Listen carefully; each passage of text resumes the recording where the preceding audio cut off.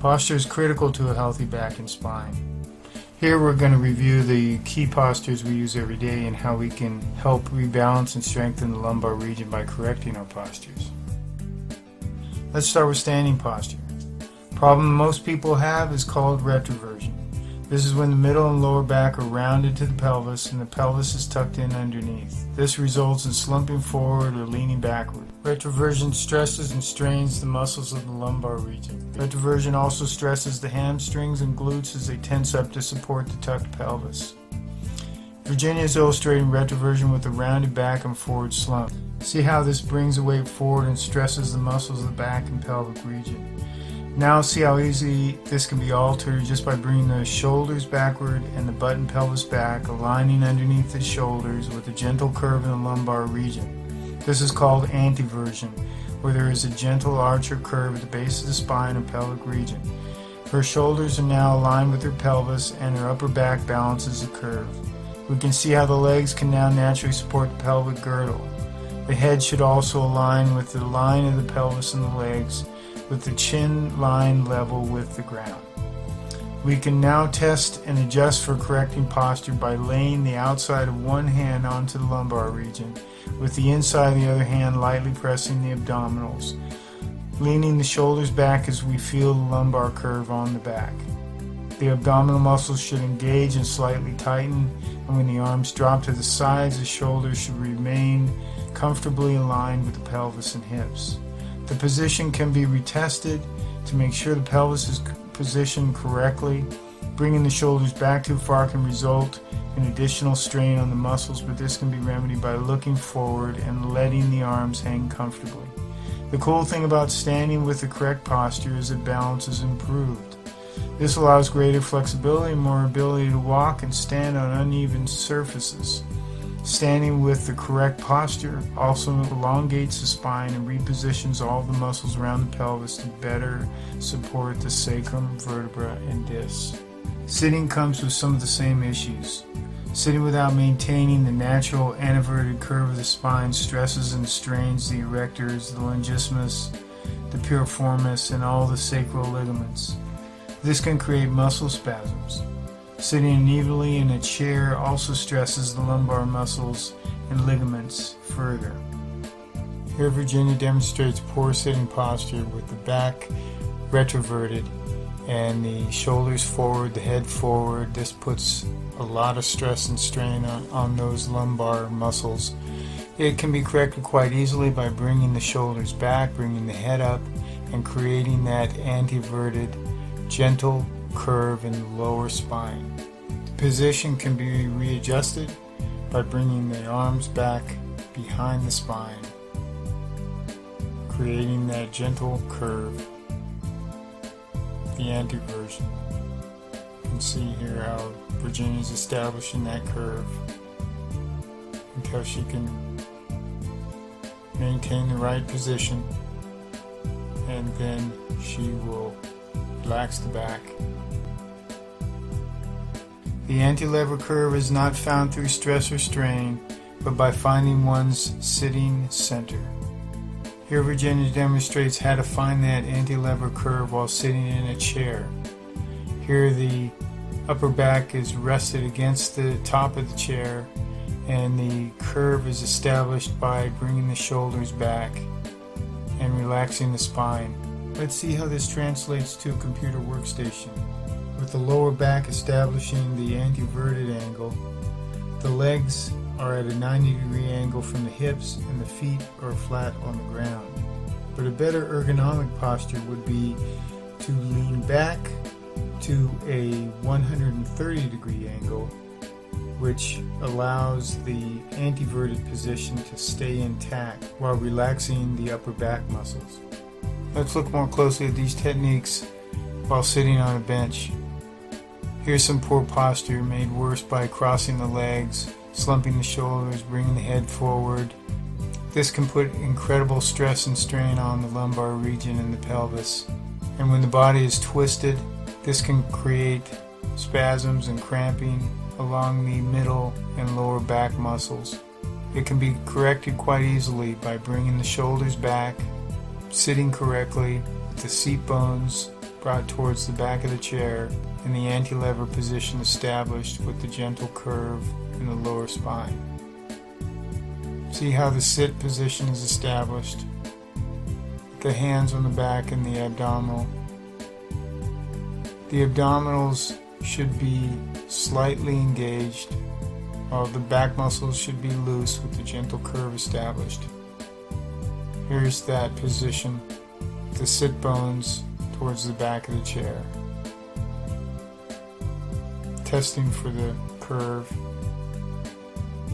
Once the curve is established, leaning forward or adjusting and moving around for circulation can be more easily accomplished.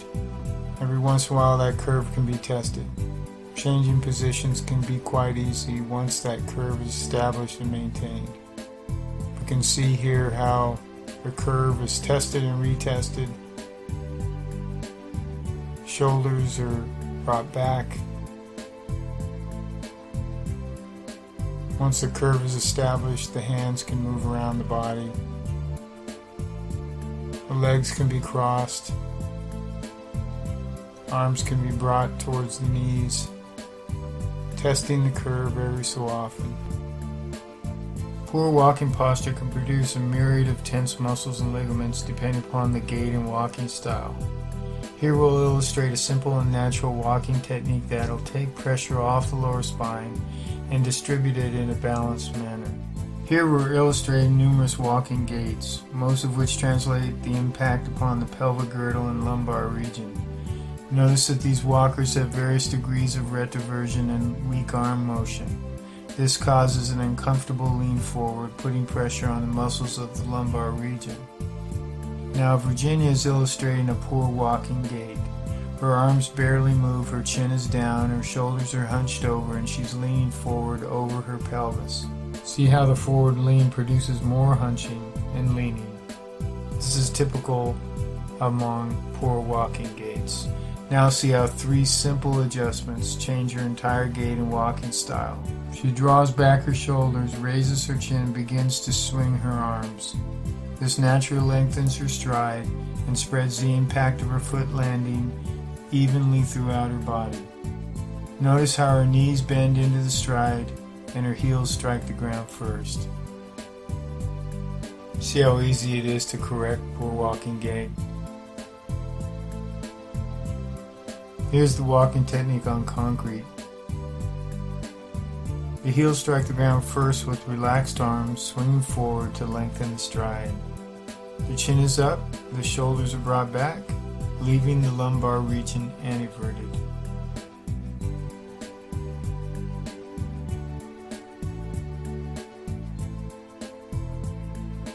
We've all seen crazy running styles. Leaning too far forward or backward is the most common issue because this translates foot impact to the lumbar region and pelvis. A lack of generous arm swing further focuses the impact to the lower back. Now we see Virginia adjusting her stride, gait, and arm swing to spread the impact throughout her body. Bringing the knees upward during the stride is critical. A foot landing on the outside of the foot with a heel to instep to toe motion creates the least amount of impact on the spine. Let's watch her stride and gait in slow sequence to illustrate a running technique. This also helps to avoid injuries such as plantar fasciitis and inflammation towards the heel at the bottom of the feet, Achilles tendinitis, and plantaris muscle inflammation. Notice how her arms are comfortably bent, and during her stride the forearms are parallel to the ground. Here's another demonstration, this time on concrete. Again, we see the same technique of keeping the arms bent at a 90-degree angle and close to perpendicular with the ground during the stride. Again, the knees are brought up with a comfortable amount of lean forward. Foot strike is the same, heel to instep to toe.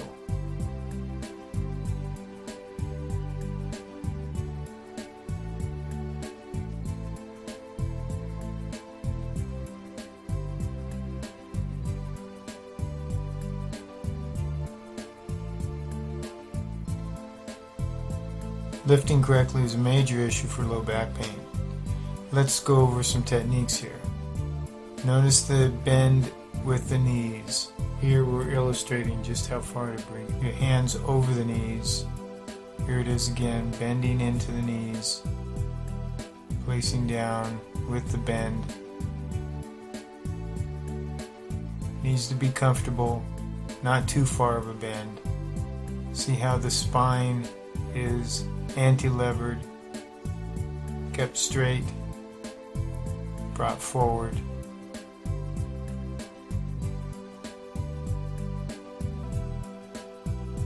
Let's do this again. The correct lift should be able to be repeated multiple times. We didn't demonstrate picking up a box wrong, but here we can demonstrate how not to ride or deal with a box on the ground.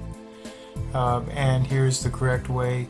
Notice the straightness of the back and how the buttocks are pushed back and the knees are bent. Not too much, but just enough to allow the arms to reach down and grab what needs to be written on or dealt with on the ground. This position gives us considerable flexibility as we can move around the object on the ground, as well as provide different tools and resources to the project. Virginia is now demonstrating the crouch, which is critical for balance. Here's the forward crouch. This is very helpful in sporting events or situations where we don't have a chair to sit on. This position can support the body for quite some time. Sleeping posture is critical because over the duration of a night's sleep, the wrong sleeping positions can produce muscle spasms and tension lasting throughout the next day. Here we see how pillows placed under the knees change the center of gravity and take the weight off of the lumbar region. This gives our overworked lumbar and pelvic muscles and ligaments a needed break during the night.